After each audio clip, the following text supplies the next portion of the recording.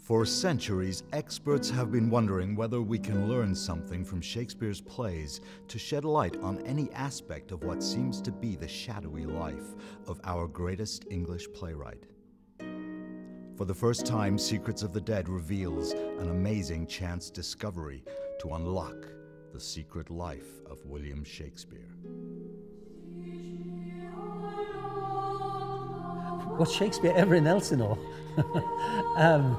He had to be somewhere in the 7 years that he went missing, those mysterious 7 years where we know nothing about him.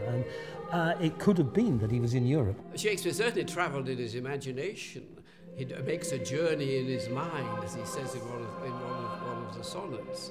And he was wonderful at picking up details from what he read and from what he heard, which enabled him to create a sense of local colour. So Shakespeare had ample opportunity to learn about foreign places. Whether he had the opportunity to do so from direct experience is something we still don't actually know. Was Shakespeare ever in Denmark, ever at Kronborg Castle? I'm quite happy to believe that he was. Although he was a bit of a magpie and took things from his friends and would have heard things here and there, the one thing that is very, very obvious is he knew too many tiny details of what life was like here. I think he was an avid reader. I think he was probably every day around the bookstores in St. Paul's Churchyard. He was constantly looking for material, just as a screenwriter these days reads novels and short stories and is saying to himself, will this make a movie?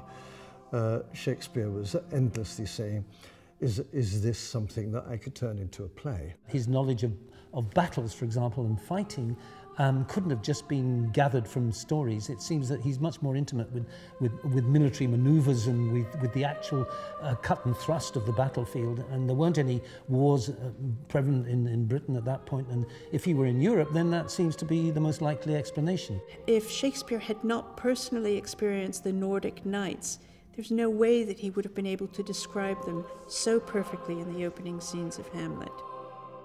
So if our belief that Shakespeare left Stratford-upon-Avon in the late 1580s is correct, and he went to the Low Countries, perhaps initially as a volunteer and later as a tumbler or player, are there more discoveries to be had?